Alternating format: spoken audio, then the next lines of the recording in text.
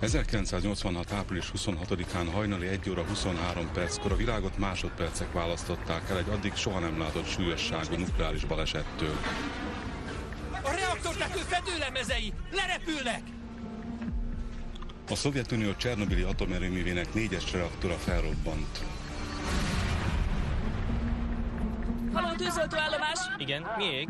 A 4-es reaktor teteje lángol.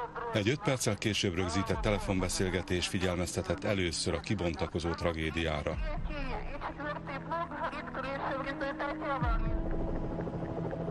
Reggelre a fizikai pusztulás ténye ugyan nyilvánvalóvá vált, de a legrosszabb csak ezután következett. A csernobili katasztrófa által okozott megbetegedések és halálesetek a nukleáris energia használatát is megkérdőjelezik. A csernobili katasztrófa okozta trauma a Szovjetunión belül olyan mértékű volt, hogy sokak szerint ez jelentette a kommunizmus felbomlásának első lépését. Filmünk a tragédiát megelőző óra történéseit mutatja be, percről percre, majd másodpercről másodpercre közeledve a katasztrófa kirobbanása felé. A történetet a dráma főszereplőinek a körülmények áldozataként halálra ítélt dolgozók és a helyszínen tartózkodó ártatlan emberek szemével nézve élhetjük át. A történet alapjául dokumentált tények és szemtanúk beszámolói szolgáltak. A film a csernobili atomerőmű megmaradt részeiben készült.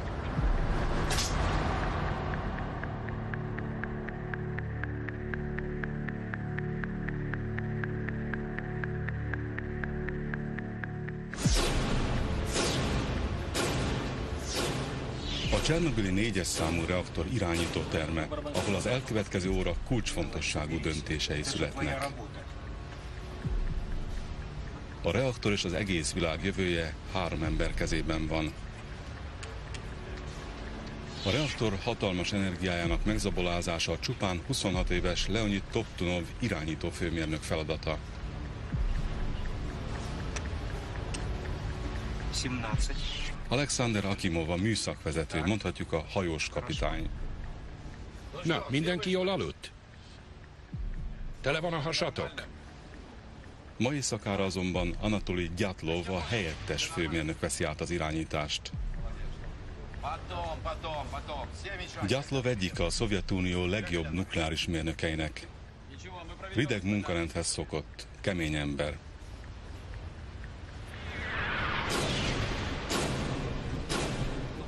A történet további létfontosságú szereplője maga az újonnan beszerzett 4-es számú reaktor. A technológia ezen vívmánya a kommunista hatalom egyik legnagyobb büszkesége. Ma éjszaka az irányítóterem személyzete a reaktor üzembiztonsági próbájára készül. A teljesítmény közel 500 megawattra esett. Kikapcsolom az összes automatikus vezérlőegységet. Ám a két főmérnök és Dyatlov között végzetes következményekkel járó vita tör ki arról, hogy mi az a teljesítményszint, aminél biztonságos a próba megkezdése. A teljesítmény még mindig csökken. Folytasd! Mi történik? 700 megawattal nem süllyedhetünk. Ez nem lehet biztonságos. Nem kellene megmondanom neki? Én megmondom neki. Nekem nem kell semmit megmondanod. A gondolkodás nem a te feladatod. Itt én hozom a döntéseket, te csak hagyd végre, amit mondanak. Honnan szereztetek ilyen idiótákat? Ezen az éjszakán Csernobil 2 halálos titkot rejteget. Az egyik a reaktor tervezéséből adódó végzetes hibaforrás, amiről a mérnökök nem tudnak. Egy olyan tervezési hiba, aminek következtében a reaktor nagyon instabilá válik, ha alacsony teljesítményen járatják. A másik titok a főnökkel kapcsolatos. Anatoli Dyatlov korábbi személyes sorsát is fájdalmasan érintette éppen az a technológia, amin most uralkodni próbál. Ma éjszaka Dyatlov és a reaktor olyan erőpróbára készül, amely mindkettőt elpusztítja.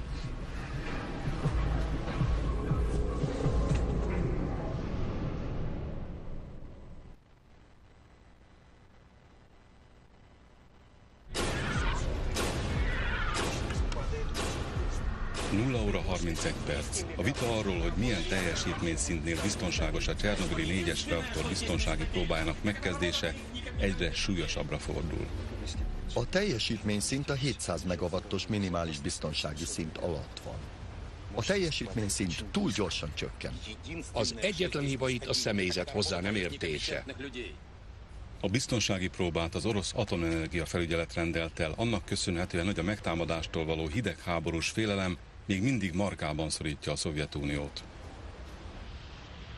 Néhány évvel korábban az izraeli légierő lebombázott egy oroszok által épített iraki atomerőművet. Ettől kezdve a szovjet tudósok megkövetelték, hogy reaktoraikat olyan üzembiztonsági próbának vessék alá, ami teszteli, hogy mi történik abban az esetben, ha ellenséges támadás miatt az erőmű energiaellátása kiesik. Anatolij Gyatlov helyettes főmérnök azonban tudatosan figyelmen kívül hagyja a tesztelésre vonatkozó legfelső szintről származó irányelveket.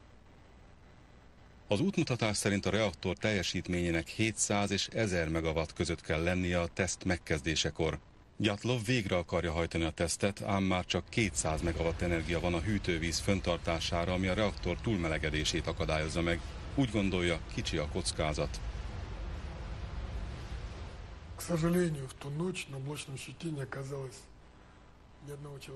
Sajnos aznap este egyetlen ember sem volt az irányítóteremben, akit magával egyenrangúnak tartott volna. Valóban nem volt ott hozzá hasonlóan erős egyéniségű, vagy szakmailag magasan képzett személy, akinek a véleményére adott volna. Csak emberek követnek el hibákat, reaktorok nem. Gyerünk, kezdjetek hozzá! Gyatlov valójában nem gondolkodott észszerűtlenül, csupán úgy, ahogyan az tőle, mint a kommunista rendszer gyermekétől elvárható volt. Egy szibériai halászfiaként született, és 14 évesen megszökött hazúról. A kilátástalan kezdeti évek után mérnökké küzdötte fel magát. A párttagjaként megpróbálja betartani a leírt szabályokat, de ugyanakkor felismeri, hogy a nukleáris iparban a leírt szabályok és a valóság gyakorta nem egyeztethetők össze. A sikerhez néha kiskapukon és rögtönzéseken átvezet az út. A megkezdett teljesítménycsökkentés ahhoz vezetett, hogy a teljesítmény túl gyorsan kezdett zuhanni. Mi van itt?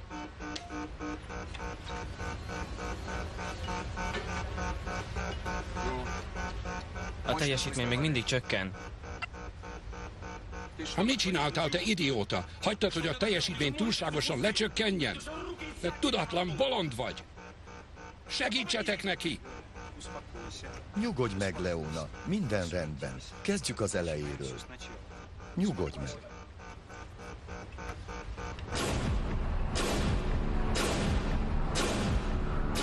Csernobiltól egy mérföldnyire fekszik Pripyat. Ez egy úgynevezett alvóváros, mert mindenki, aki itt lakik, az erőműben dolgozik. Tudtukon kívül ugyan, de az összes itt élő ember további sorsát a 4-es reaktor vezérlőtermében kibontakozó események fogják megszabni. Többek között itt alszik békésen Nikolaj Fomin is, Csernobil főmérnöke, aki a biztonsági tesztelést rendelte el. Pár száz méterrel arrébb Natasha Yuvcsenkót ébren tartja 2 éves kisfia, Kirill. Az ablakból Natasha láthatja az erőmű fényeit, ahol férje, Sasha Yuvchenko mérnök szokásos éjszakai műszakját végzi. Sasha a kilométer hosszú turbinatermen áthaladva nem munkájáról, hanem a közelgő május 1-i szünetről gondolkozik. Van egy kiváló horgászhelyen, Pripyattól nem messze. Legutóbb egy ekkora halat fogtam. Na persze, biztosan. Volt valami a levegőben aznap éjjel, valami szokatlan. Nem is tudom miért, de kiöltöztem. Az idő fantasztikus, tavaszhoz képest nagyon meleg volt. Feldobódott hangulatban indultam munkába. Feleségem ezzel szemben azt mondta, hogy egy szemhúnyásnyit sem tudott aludni, mert Kirill fiunk egész éjszaka sírt. A halak valahogy nagyon kicsik ma este. Mások is ébren vannak, közöttük 2 horgász. Egyikük, aki Csernobilban karbantartóként dolgozik, az erőmű meleg kifolyóvize által odacsalogatott halakra veti ki horgát. 12 óra 36 perckor egy új probléma zavarja meg az egyre túlterheltebb dolgozók koncentrált munkáját.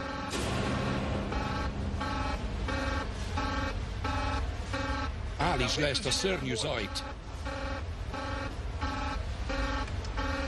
A gőzdobogban vészesen alacsony a vízszint. Csak nyugi.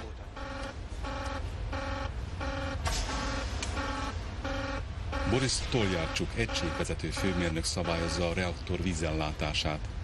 Ő már túlságosan is hozzászokott az ilyen és hasonló vészjelzésekhez. Ami a gőzdobogban levő vízszintet illeti, azt mindig is nehéz volt szabályozni, mikor a teljesítmény lecsökkent.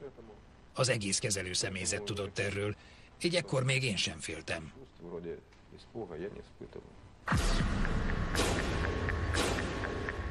12 óra 38 perc.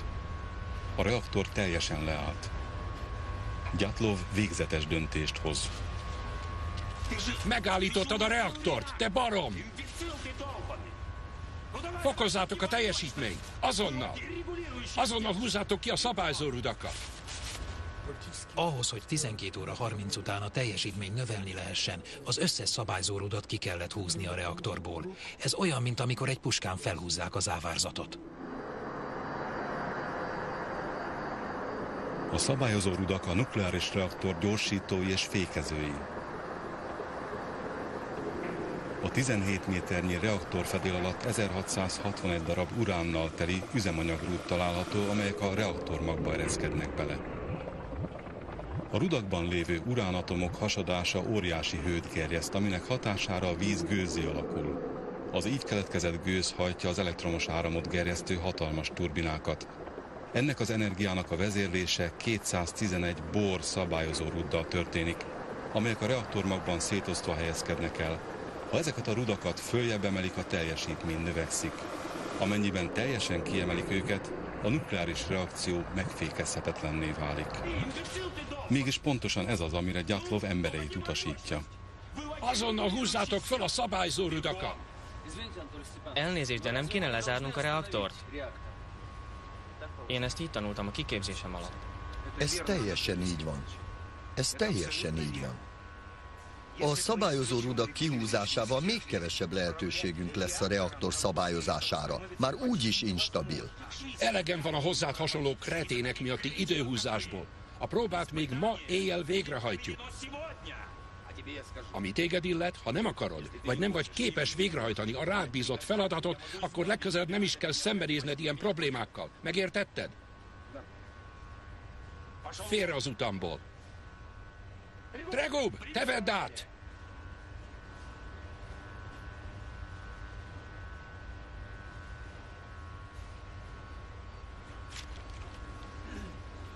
Kezdjük el.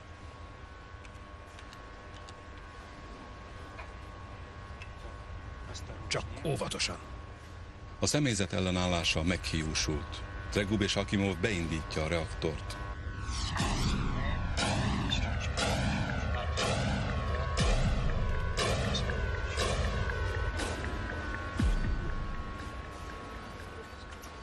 Még 5 perc sem telt bele, és a teljesítmény újra növekedni kezd. Gyatlov elérte, amit akart.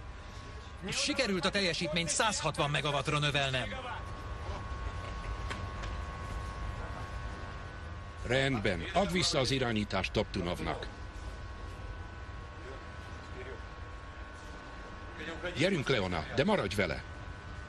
A vezérlőterem személyzetének minden oka megvolt, hogy beálljon a sorba.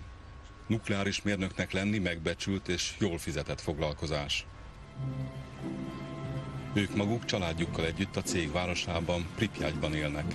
Az üzletek itt jól ellátottak, új iskola és vidámpark is épült. Senki nem akarta elveszteni állását, mert az azt is jelentette volna, hogy elveszítik Pripyatyi lakásukat, és mehetnek valahova máshova, valószínűleg valami szibériai porfészekbe. Az elbocsájtástól való félelem miatt nem nyilvánították ki hatékonyabban a véleményüket, amikor ráébredtek, amit csinálnak, veszélyes lehet. 8 perccel 1 óra előtt újabb riasztás. Ismét vízhiány van a gőzdobogban. Hát akkor csinálj valamit! Nem vagy te gyerek?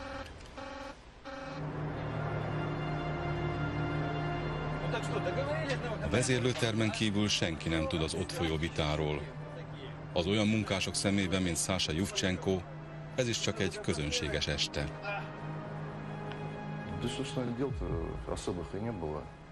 A műszak részére nem volt semmi különleges feladat kitűzve. Egy műszakot már végigcsináltam, és mindannyian úgy hittük, hogy a reaktor le lett állítva. Azt gondoltam, hogy a tesztelést már a korábbi műszakban végrehajtották. Az erőművön kívül az éjszaka csendes.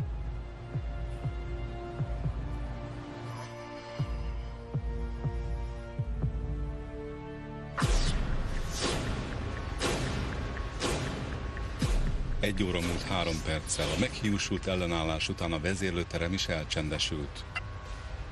Elértük a 200 megawattot. Az emberek feltornázták a reaktor teljesítményét a Gyatlov helyettes főmérnök által a teszt végrehajtásához megkívánt szintre. Ismét 200 megawatton vagyunk. Hát akkor tegyétek meg az előkészületeket. Az előírások szerint a tesztet 700 megawatton kellene végrehajtani. Ha ragaszkodik hozzá, hogy 200 megawatton csináljuk meg, legyen szíves, rögzítse a munkanaplóban, hogy ön adta ki ezt az utasítást. Hát hadd mondjak neked valamit. Mint helyettes főmérnöknek hatalmamban áll megváltoztatni a tesztelés feltételeit. Így hát élni fogok a hatalmammal. A tesztet igenis tovább folytatjuk.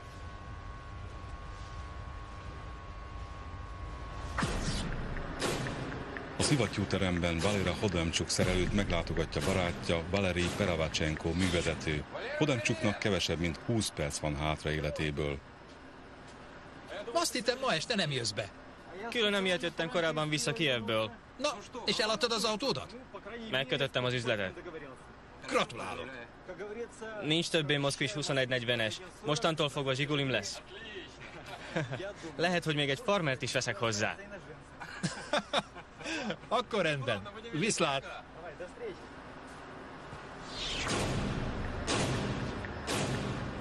Peravacsenko ezután Sasha Juvchenkoval találkozik a karbantartó részlegben. Egy ártalmatlannak tűnő kérés visszatéríti őket a reaktormag közelében lévő szivattyúterembe. Sasha, kellene nekem egy kis zöld festék. Mire? Hogy itt-ott átfessem a szivattyúteremben a csöveket. Menjünk, van még valamennyi a raktárban. Ez a fickó semmit nem ért a horgászathoz, csak úgy, mint te.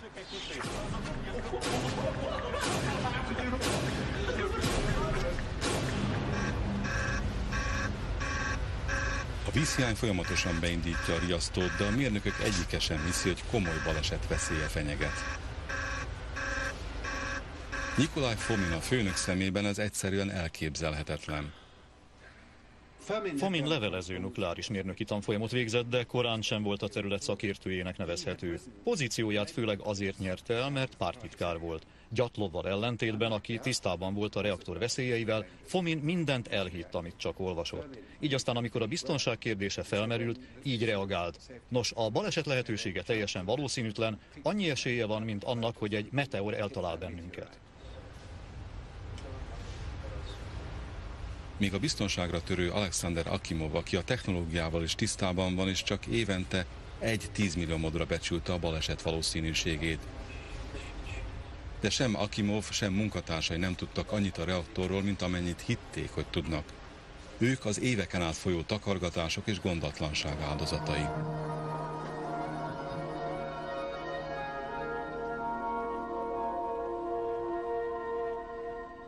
Egyik célunk a jövő munkásainak felnevelése, akik erőművünket működtetni fogják. Az 1960-as évektől a kommunista rendszer egyik legfőbb célja a nukleáris energia kiterjesztése volt, aminek semmi nem állhatta útját, még a KGB sem.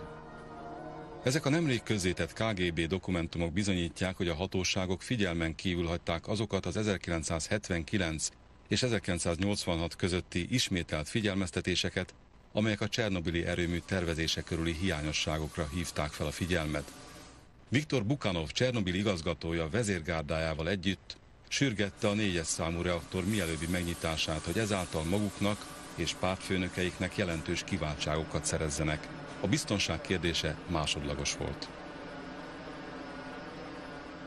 Bukanov, az egész csernobili erőmű komplexum igazgatója, mindig türelmetlenül sürgette, hogy a reaktorok határidőre elkészüljenek. Például a reaktor tetejét tűzbiztos anyagokból kellett volna megépíteni, ám ilyenek nem álltak rendelkezésre. A tetőt mégis meg kellett építeni, és ehhez Bukhanov nem tűzálló anyagokat használt. Gyakran történtek balesetek, de azokat el is tussolták. Az éppen ezen az éjszakán végrehajtandó próbát is még a 4-es számú reaktor üzembe helyezése előtt kellett volna elvégezni. Most aztán Csernobil összes súlyos lappangó nyavajája egyszerre készül kitörni. Valami halálosan komoly dolog van készülőben a reaktormagban, amit a vezérlőteremben senki sem sejthet. Amíg a reaktorban lévő néhány bor szabályozó rúd is csak részlegesen ér bele a reaktormag felső részébe. Így aztán a reaktormag alján, ahol az érzékelők azt nem mindig tudják kimutatni, egy túlhevülő energiagóc alakul ki. A reaktor ettől kezdve egy láthatatlan időzített bombaként működik.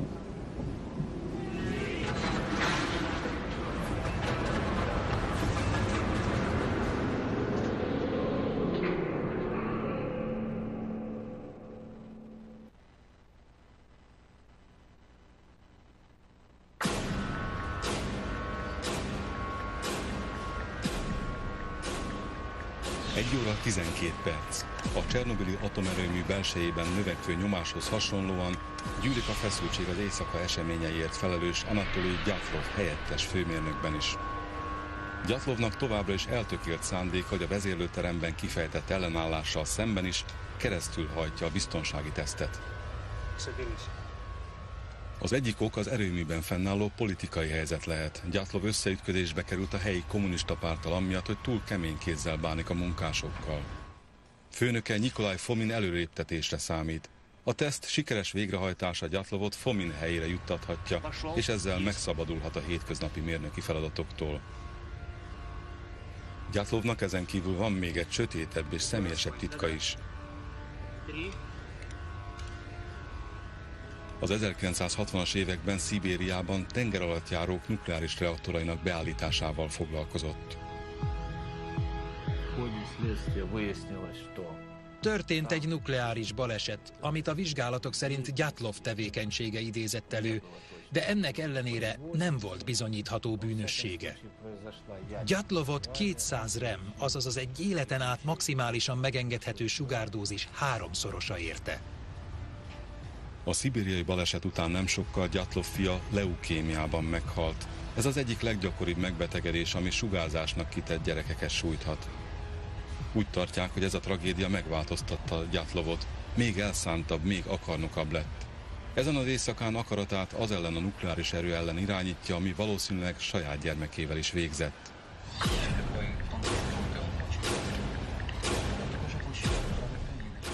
Hajnali 1 óra 17 perc, kevesebb mint 6 perccel a biztonsági teszt megkezdése előtt Gyatlov magabiztos. 200 megawattnál nem kell sok vizet használnunk, tehát ha szükséges, a tesztet meg is tudjuk ismételni. De még soha senki nem hajtott végre ilyen tesztet. Hát mi most megcsináljuk.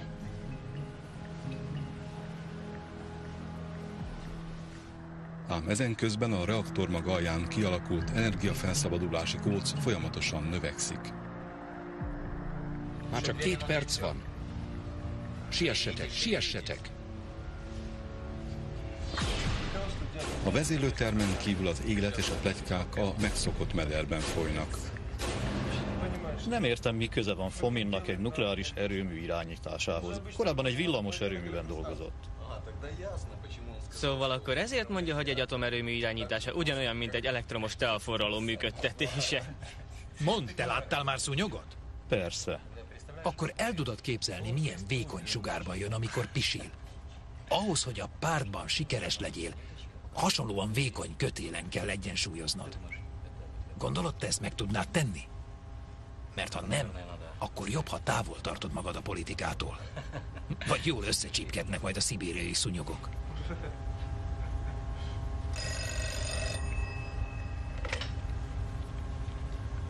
Igen? Hozd el a cigidet. Itt a feleséged. Halló? Igen, azonnal ott leszek. Fogd meg ezt. Majd befejezem, amit visszajöttem. Gyatlov kéret sürgősen. Csak vigyázz, hogy meg ne csípjen. Peravacsenko a vezérlőterem felé menve elhalad a reaktor mellett. Ha végre mindannyian készen vagytok, akkor szeretném megkezdeni a terhelési próbát.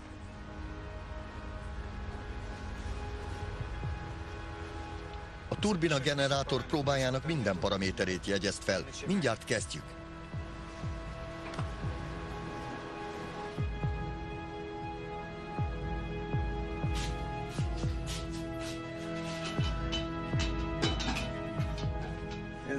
Nincs igazad. Csodás, ha gyereked van. Lehet, hogy neked igen, de nekem ez még túl korai. Én még csak nem is gondoltam rá. Mi már egy másodikon gondolkodunk.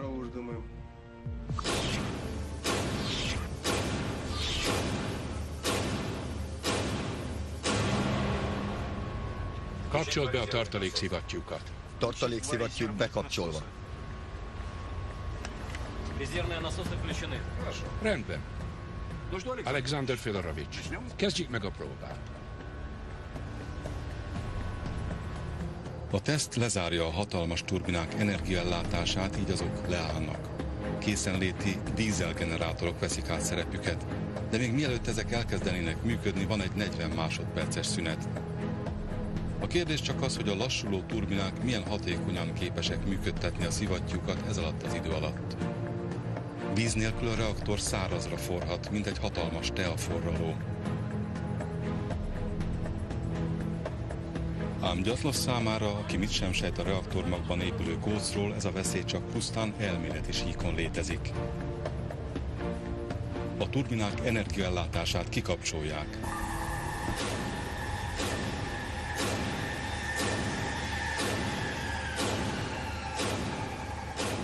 Ahogy a turbinák lassulnak, a szivattyúk úgy juttatnak egyre kevesebb vizet a reaktormagba.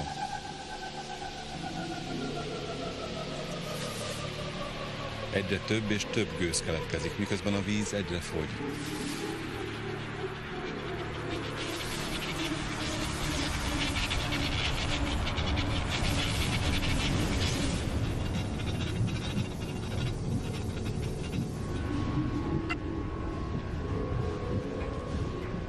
Minden másodperccel egyre fokozódik a felgyülemlő gőz nyomása a reaktormagban lévő láthatatlan gócban.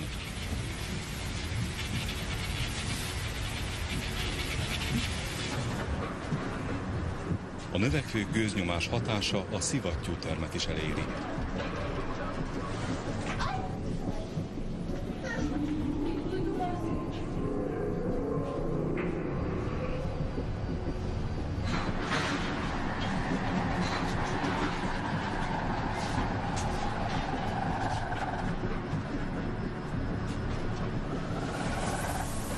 Peravacsenko a közvetlenül a reaktortető fölötti hatalmas reaktorterembe érve valami olyannak lehet szemtanúja, amit azelőtt senki sem láthatott.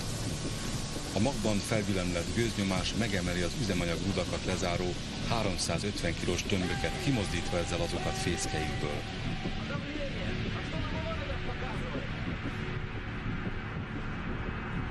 Hé, figyeljetek! Látjátok, mi történik?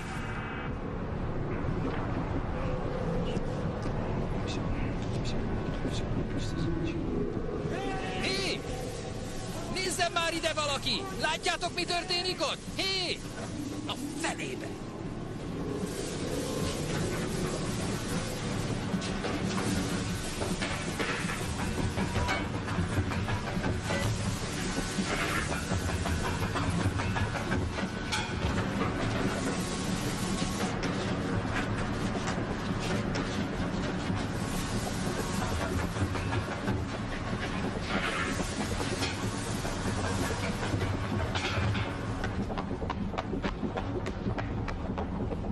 Be kell indítani az AZ-5-öst. Megugrott a teljesítmény. Elfordítom az AZ-5-öt, hogy csökkentsem a teljesítményt.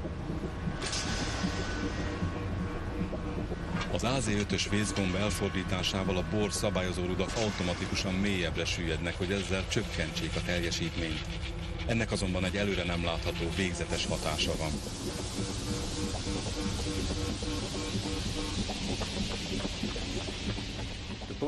A A borrudaknak grafithegyük van, és az alatt a röpke pillanat alatt, amíg a rudak először merülnek a reaktorba, a grafit valójában hirtelen megemeli a teljesítményt, nem pedig csökkenti azt.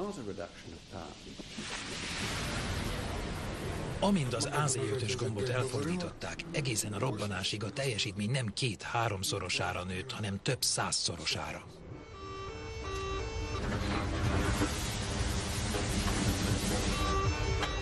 Akimov, mi folyik itt?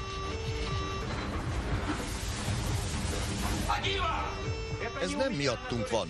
Talán Stolyarcsuk a felelős.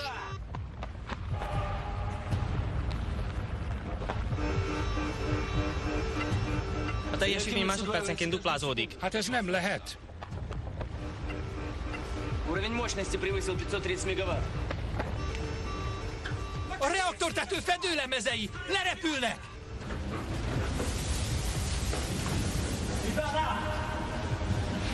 Ребята! Люди!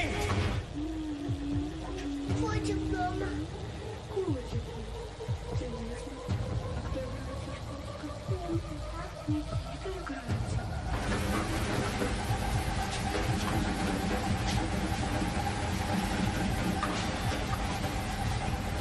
A reaktormagban lévő kócban felgyülemlett gőznyomásnak a reaktor többé nem tud ellenállni.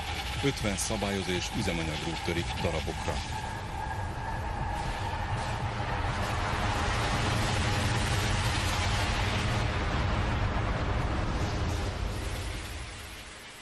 A megzabolázatlanul felszökő teljesítmény az egész reaktort egy vulkanikus erejű kuktához teszi hasonlóvá.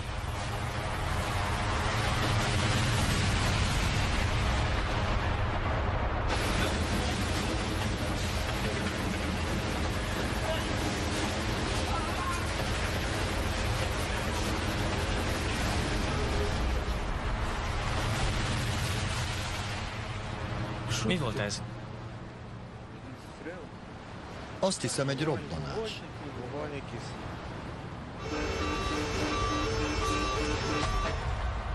Куда делся свет? Нет, случилось! Пропало питание! Это не что? Что происходит? Смотри немедленно! Куда смотри? Сбегай к Столярчуку! Куда энергия девалась? Что случилось? Никто не знает. Почему света? Скорее, скорее, скорее, посмотрите все! Посмотрите на пульт. Что показывают датчики? Az első robbanás után azt hittem, hogy a problémát egy hidraulikus lökéshullám okozta a diarátorokban. Meg akartam próbálni kompenzációs üzemmódra átkapcsolni, de ekkor bekövetkezett a második robbanás. Másodpercekkel az első robbanást követően egy hatalmas másodikat is hallottunk. Nem tudtam, mi lehet. Csak a robbanás keltette légnyomás hullámot éreztük, ami kiszakította az ajtómat.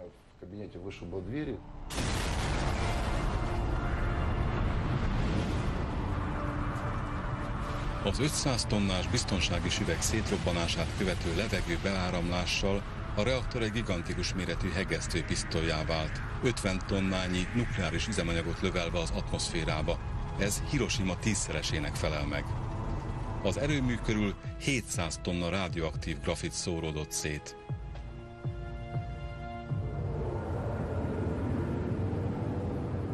Furaszaggal társult porfelhők áramlottak a vezérlőterembe. A reaktor központjából felszabaduló gázok fémes ízt hagytak, mint az ózon egy nyári vihar után. Valójában ez a halál szaga. A porfelhő pedig a láthatatlan gyilkos, a sugárzás köpönyege.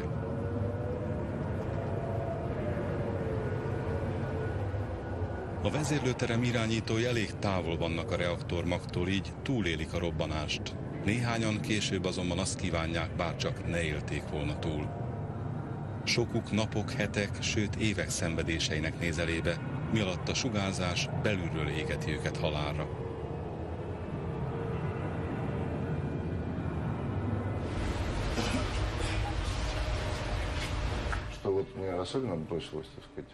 Ami igazán meglepett, az az volt, ami a szobám 1 méter vastag tömörbetonból készült falával történt. Láttam, amint a szobám fala a sarokban meggörbül, mintha gumiból lenne.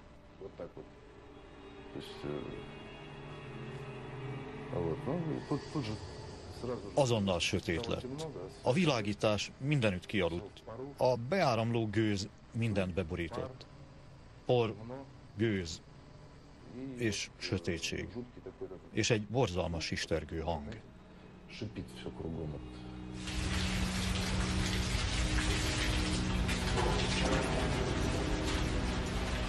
Mi történt?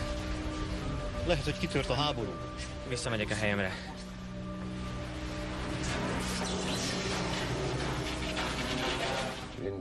Azt hittem, földrengés van, vagy háború tört ki. A reaktorra gyanakodtam a legkevésbé.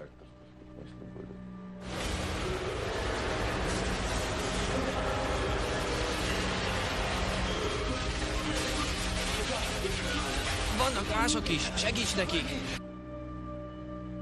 Это был мой оператор, Виктор Дегтяренко. Ez Viktor Dektorenko, a saját gépészem volt. Csak a hangjáról ismertem fel. Az arca megégett, vérben fürdött.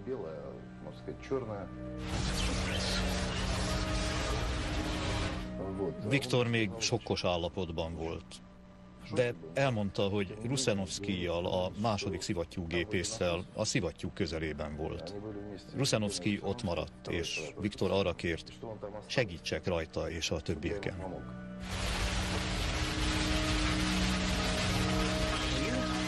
Mikor rátaláltam, egész testében borzongott, mint amikor valaki sokkos állapotban van. Csak a kezével jelzett, majd ezt mondta.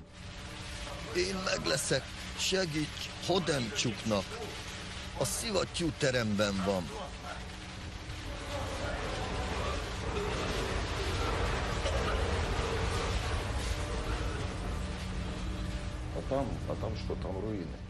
Mit találtam ott? Romokon kívül semmi más nem láttam. Még ha ott is lett volna, csak az oszlopok alatt lehetett eltemetve.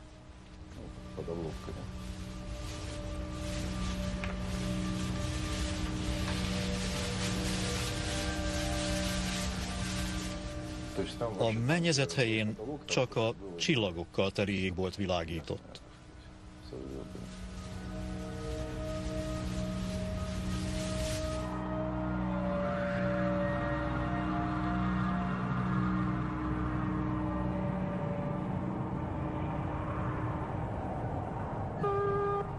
Halló, tűzoltóállomás? Igen. Mi ég? Robbanás történt. A 3-as és 4-es reaktorok között. Van bent valaki? Igen. Általános riasztást rendelünk el.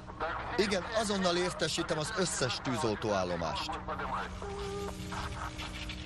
Leonid Alexejevics. Igen. Halló, itt a 353. A Csernobili 4-es reaktor teteje lángokban áll. Uramisten!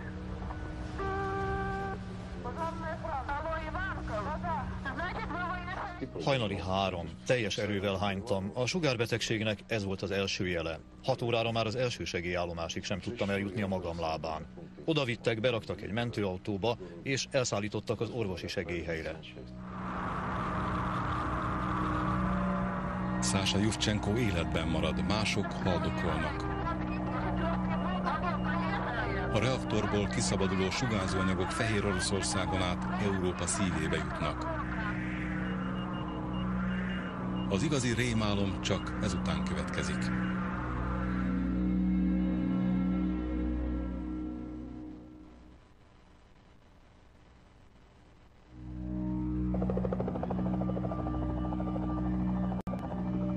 Április 26-án reggelre a KGB stábja már a történelem legszörnyűbb nukleáris katasztrófájának feldúlt színhelyéről tudósított. Bárki is forgatta ezt a KGB által korábban zárolt filmet, hatalmas sugárdózist kapott a forgatás alatt. Másnap hivatalosan is közölték a legrosszabb hírt Pripyat lakosaival. Figyelem, figyelem! A Csernobili atomerőműben nem kívánatos radioaktív sugárzási állapot állt elő. Átmeneti, megelőző intézkedésként úgy döntöttünk, hogy Pripyat és környékének lakosságát ma, azaz április 27-én délután 2 órától kitelepítjük. A következő éjszakán repülővel Moszkvába szállítottak. Az első csoportot az orvosok választották ki, ezek közül mindössze 5-en maradtak életben. Családomat a város teljes lakosságával együtt kitelepítették.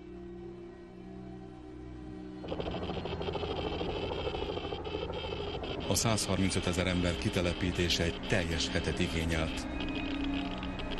A rádióaktivitás olyan magas volt, hogy az általa okozott felvillanások filmünkbe is beleégtek.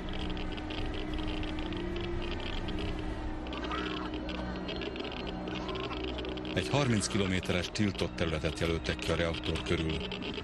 Olyan volt ez a terület, mint egy modern Pompei, ahol megállt az idő. Több mint 600 000 szovjet állampolgárt toboroztak össze, hogy a rádióaktivitást lokalizálják. Pokoli, gyakran kaotikus körülmények között rendkívüli bátorságot tanúsítva dolgoztak azon, hogy megóvják a világ többi részét. Sokuknak még védőöltözéke sem volt.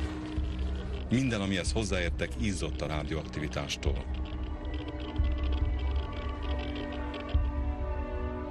A halálos felhő határokat nem tisztelve terjedt és beborította az északi félteke nagy részét.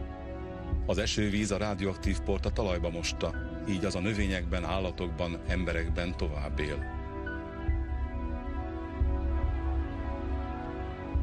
A Szovjetunión belül az új idők nyitottsági politikájának köszönhetően a hírnek mélyreható politikai hatása volt. Mint mindannyian tudják, a Csernobili atomerőműben tragikus baleset történt. Véleményem szerint Csernobil mind szimbolikusan, mind a szószoros értelmében a vég kezdetét jelentette a Szovjetunió számára. Szimbolikus értelemben véve a reaktor magolvadás, a robbanás oka a szovjet rendszer belső ellentmondásaiban volt kereshető. Ezért aztán úgy tekinthetjük, hogy ez előrevetítette, ha úgy tetszik, szimbolizálta a nem sokára bekövetkező történelmi eseményeket.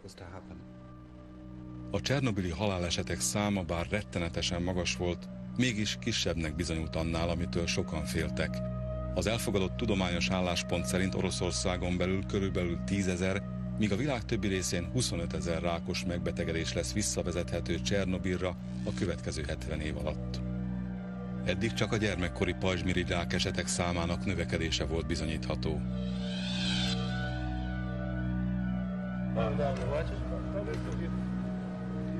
A veszteséget leginkább az egyéni emberi sorsokon lehet lemérni.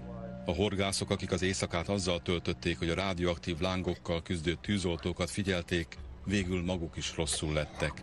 Órákon belül bőrük megfeketedett. Ez a nukleáris lebarnulás haláluk árnyékát vetette rájuk. 30 munkás, köztük a kiküldött tűzoltókkal veszítette életét akut sugármérgezés miatt. Azt hittem, ma este nem jössz be. Külön emiatt jöttem korábban vissza Kijevből. Valera Hodemcsuk a robbanás hatására szabályosan megsemmisült munkahelyén a szivattyúteremben. Valerij Peravecsenko 6 héttel később a sugárzástól szerzett égési sebeibe halt bele, amiket az alatt szerzett, mielőtt barátját Hodemcsukot kereste. Alexander Akimov a robbanás után 15 nappal halt meg. Mindaddig, míg beszélni tudott, azt hajtogatta: mindent helyesen tettem, nem értem, hogyan történhetett. Leonid Toptunov 3 nappal Akimov után halt meg. Ő is ártatlanságát bizonygatta egészen haláláig, mondván, hogy ő minden tőle telhetőt megtett.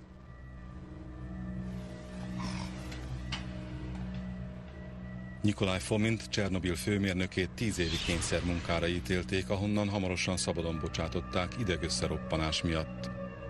Úgy hírlik, azóta is alig vannak tiszta pillanatai. Sasha Yuvchenko feleségével és gyermekével együtt csodával határos módon megmenekült, de ez az éjszaka örökös nyomot hagyott mind emlékezetében, mind testében.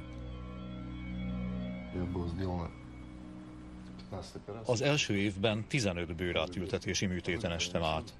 Az égési sebek nem látszottak azonnal.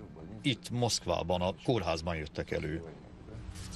Mintha megértem volna. Amíg a lábadozó egységben voltam, a bőröm teljesen befeketedett. Ahogy a lepedőt levették a testemről, a bőröm is hamuként pergett le rólam.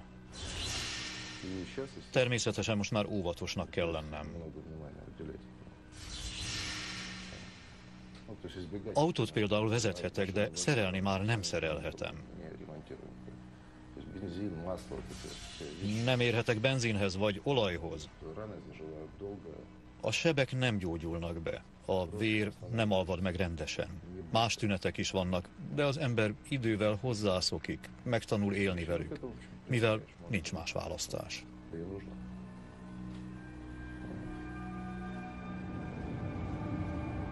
Anatolij Gyatlov 390 remnyi sugárzást kapott. De még ez az 5-szörös maximálisan megengedhető dózis sem végzett vele. 1995-ig élt, amikor is szívrohamban hunyt el. Gyatlov 4 évet töltött le a 10-ből, amire elítélték. Egy nem sokkal a halála előtt vele készített emlékezetes interjúban azt nyilatkozta, hogy a közte és a reaktor között folytatott csatában csak egyikük volt hibáztatható. A reaktort nem szabadott volna üzemben hagyni. A valódi bűnös az atomenergia felügyelet. Az, hogy a helyes dokumentáció ott és akkor nem állt rendelkezésre, elkerülhetetlenül a reaktor robbanásához vezetett. Vagyis a reaktor kénytelenül menetelt a végzete felé.